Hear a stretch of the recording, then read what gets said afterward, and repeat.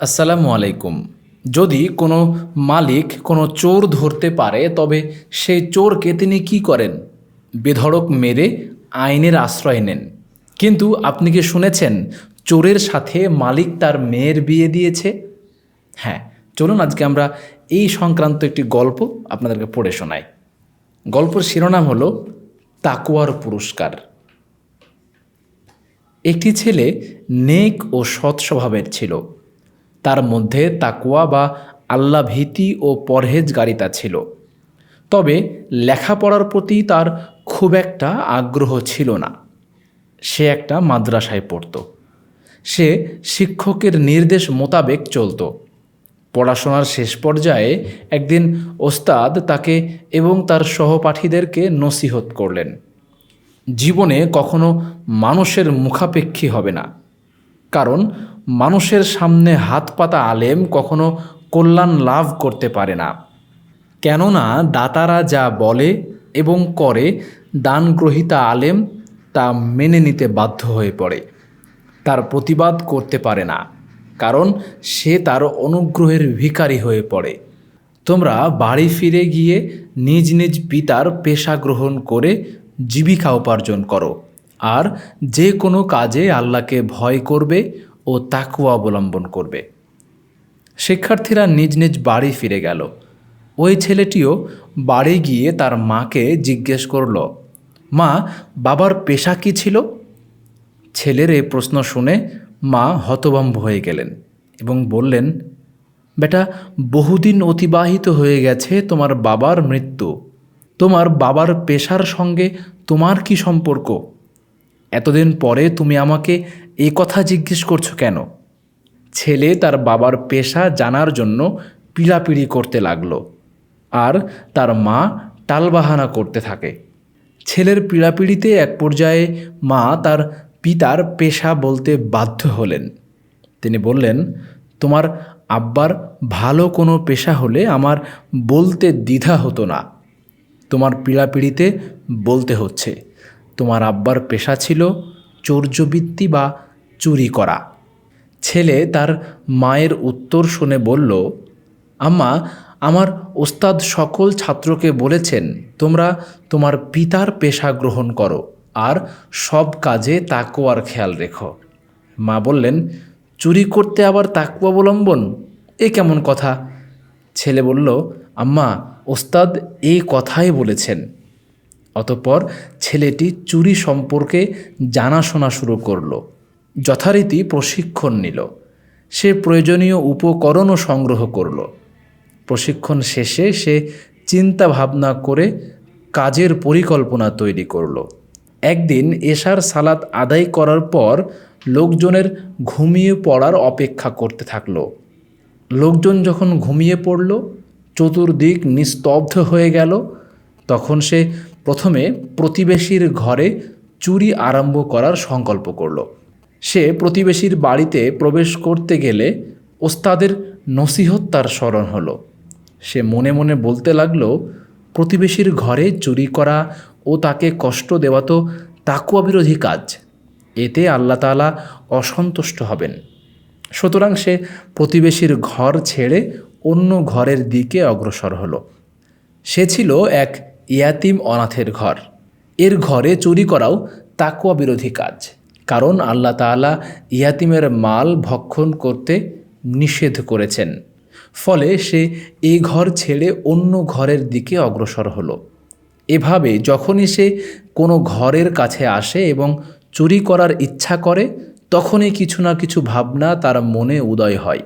অতঃপর তা তাকওয়া বিরোধী কাজ ভেবে আবার অন্য কোথাও অগ্রসর হতে থাকে। এভাবে সে একটা ঘরের কাছে এসে দাঁড়ালো। এটা জনৈক ব্যবসায়ীর ঘর। সে একজন বিখ্যাত ব্যবসায়ী। তার একটা মাত্র কন্যা সন্তান। মনে মনে বলল, হ্যাঁ, এই ঘরে চুরি করা চলে। অতঃপর চাবি দিয়ে তালা খুলে ঘরে প্রবেশ করে দেখল এতে অনেকগুলো কক্ষ রয়েছে। সে ওই বিশাল ঘরে ঘুরতে লাগল, যেন সে চোর নয় বরং কোনো মেহমান। শেষে তার দৃষ্টি পড়ল একটা সিন্দুকের ওপর। সেটা খুলে দেখল তা সোনা চাঁদি টাকা পয়সায় পরিপূর্ণ। সে সিন্দুক থেকে মালামাল বের করার ইচ্ছা করল, কিন্তু তার ওস্তাদের উপদেশ মনে পড়ল। মনে মনে বলতে লাগলো, প্রথমত এই ব্যবসায়ী তার মালের জাকাত দিয়েছে কি তা জানা নেই, সর্বাগ্রে তার জাকাতের হিসাব পর্যালোচনা করা যাক। সুতরাং সে হিসাবপত্র সংক্রান্ত খাতা বের করে সঙ্গে আনা ছোট লণ্ঠনটি জ্বেলে নিল এবং তার আলোতে খাতাপত্রগুলো তন্ন তন্ন করে দেখতে লাগলো। সে হিসাব কিতাবে বেশ অভিজ্ঞ ছিল। সে দ্রুত সম্পদের পূর্ণ হিসাব করে ফেলল এবং জাকাতের অংশ বের করে পৃথক করে রাখল। হিসাব নিকাশে সে এমনভাবে ডুবে গিয়েছিল যে সময়ের কোনো খেয়াল ছিল না। হঠাৎ মনে হলো ফজরের সময় হয়ে গেছে।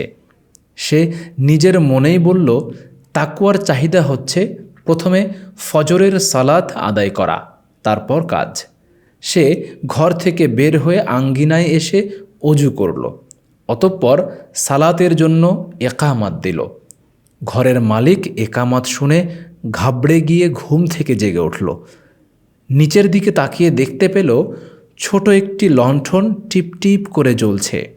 সিন্দুক খোলা এবং তার সম্মুখে এক তরুণ সালাত আদায় করার জন্য একামাত দিচ্ছে। ঘরের গৃহিণীও জেগে উঠল। সে এই সব দেখে স্বামীকে জিজ্ঞেস করছে, ওখানে কি হচ্ছে? গৃহকর্তা বলল, আমি তো কিছুই বুঝতে পারছি না।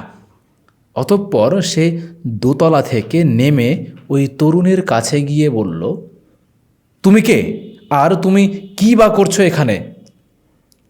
চোর ছেলেটি বলল, প্রথমে সালাত, পরে কথা। ঘরের মালিক যথেষ্ট ঘাবড়ে গিয়েছিলেন।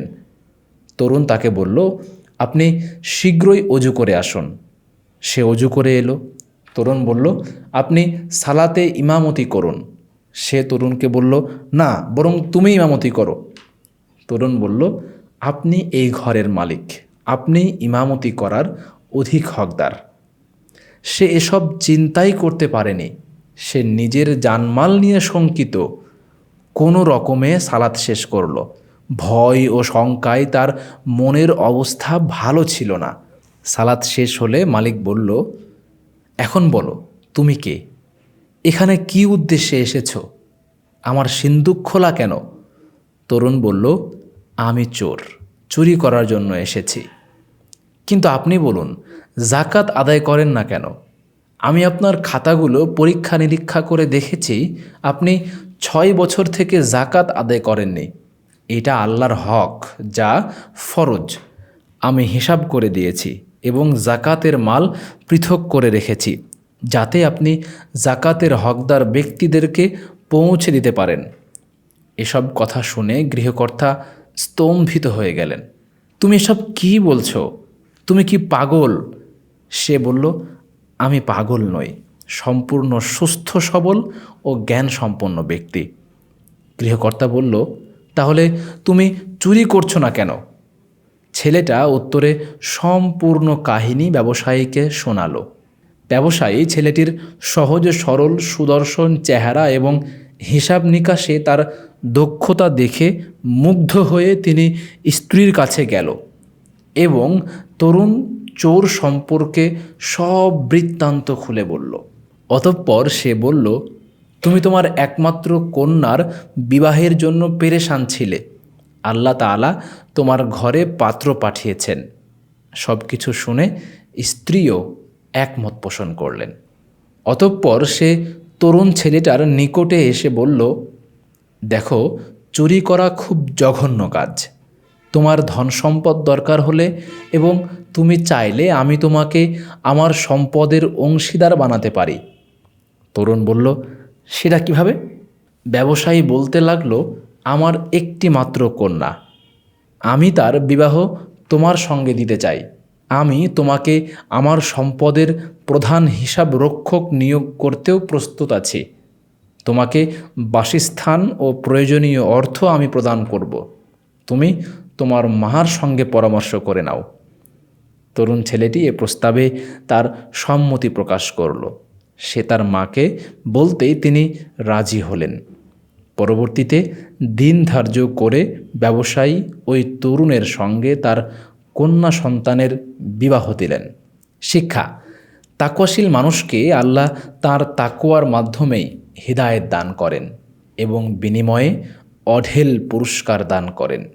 যে ব্যক্তি আল্লাহকে ভয় করে তিনি তার পাপসমূহকে মোচন করেন ও তাকে মহা পুরস্কারে ভূষিত করেন।